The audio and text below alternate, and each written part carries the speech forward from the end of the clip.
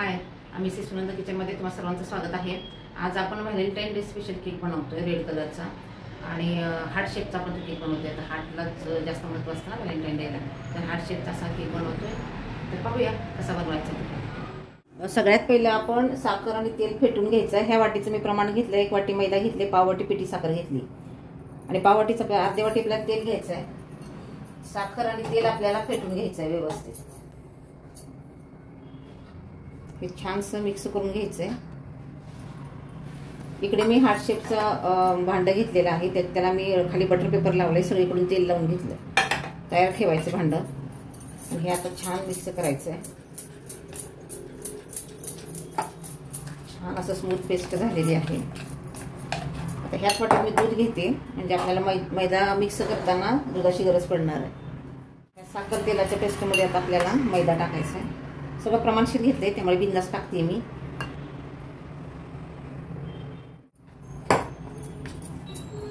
लागेल तसं दूध टाकायचं आपल्याला, एकदम नाही टाकायचं। जास्त पातळी नाही आणि जास्त घट्टही करायचं नाही आपल्याला। त्याच्यातच आपण ऑरेंज इसेन्स टाकतोय, 3 ते 4 थेंब टाकायचे वासासाठी।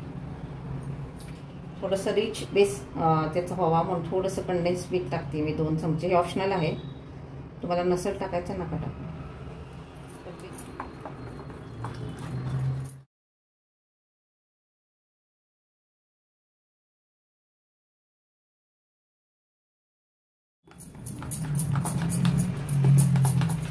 स्मूथ छान पेस्ट झालेली आहे आणि हा बेस जो आहे तो मी ओव्हनमध्ये नाही, मी गॅसवर बेक करणार आहे। पीठ नेहमी असं सहजासहजी पडलं पाहिजे, असं इतकं सुंदर बनवायचं। गुठळी नको आहे, कुठे सुद्धा गुठळी राहता कामा नये। कढईमध्ये मी करते, खाली मी कुकरची जाळी ठेवली आहे आणि आता ह्याला मी प्रीहीट करायला ठेवते। मीडियम गॅस ठेवायचा। आता बेकिंग पावडर राहिली। बेकिंग पावडर आपण ही वाटी मोठी आहे, मग 1.5 चमचा बेकिंग पावडर टाकते, 1 चमचा आणि थोडासा पाव चमचा अजून थोडंसं टाकते। पुन्हा थोडं दूध टाकायचं आणि चांगलं मिक्स करून घ्यायचं। थोडंसं हलवायचं आणि ही आपली कढई जी आपण ठेवली ती गरम झालेली आहे। आता हे 20 ते 25 मिनिटं लागणार आहेत केक भाजायला। आणि जे होल होतं ते मी होल असं कागद लावून बुजवलेलं आहे, कुठूनही वाफ जाता कामा नये। तर आता 25 मिनिटांनी आपण बघूया। 20 मिनिटं झालेले आहेत आपला केकचा बेस ठेवून। मस्त फुगलाय आपला केक। ही टूथपिन आहे, हे पहा पूर्ण क्लीन अशी ही टूथपिन आलेली आहे। त्याच्यामुळे आता मी गॅस बंद करते आणि हे ताबडतोब बाहेर काढून ठेवायचं, कढईमध्ये नाही ठेवायचं, तर पुन्हा कडक होईल कढईमध्ये ठेवलं तर। हा केक थंड झाल्यानंतर आपल्याला क्रीम वगैरे फेटून घ्यायची आहे, ते नंतर पाहूया आपण। ह्याच्या स्लाइस पण करून घेते मी लगेच। अशा आपल्या एका बेसच्या 3 स्लाइस करून घेतलेल्या आहेत। मध्ये सुरुवातीला थोडीशी क्रीम टाकायची,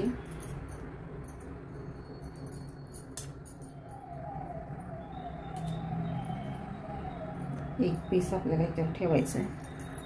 अर्धी वाटी पिठी साखर घेतली आणि ती साखर बुडेल इतपतच पाणी टाकलंय त्याच्यात।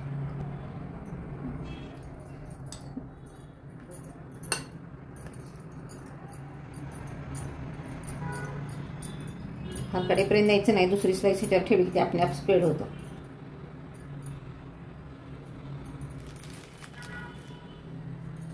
हे पण मी घरी बनवले।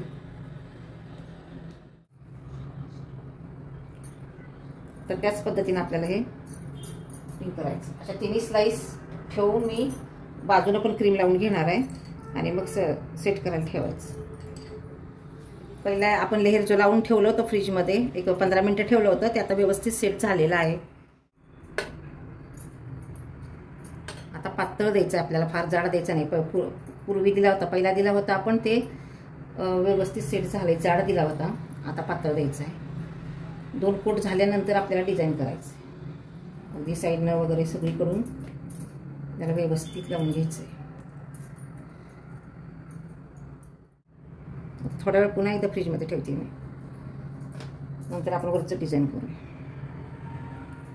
आता आपण केकची सजावट करणार आहोत. त्यासाठी आपण नोझेल आणि पायपिंग बॅग घेतलेली आहे. भरून घेते मी आधी. त्याच्या मधोमध मी बदाम हार्ट शेपचं माझ्याकडे हा शेपर आहे तो ठेवणार आहे. याच्या कडेने आपल्याला सजवायचं असं ठेवणार आहे. त्याच्या कडेने आपल्याला काढायचं.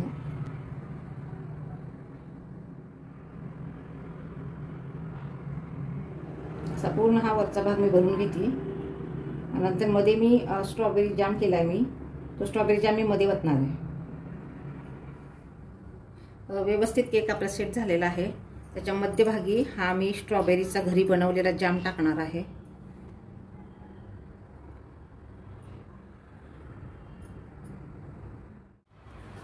थोडेसे सोनेरी बॉल आपण मधून मधून टाकून घेऊ म्हणजे अजून छान दिसेल. पांढऱ्यामध्ये गोल्डन बॉल छान दिसतं. कलरफुल असेल तर सिल्वर टाकले तरी चालतात. बडीशेपच्या गोळ्या टाकायच्या. खूप छान दिसतं मध्ये मध्ये. एकाच नोझेलनी मी सगळं डिझाईन काढलेलं आहे. आणि आता हे थोडं कलरफुल जे कलर आपण आत टाकला आहे त्याच कलरचं थोडं डिझाईन देते मी इकडे.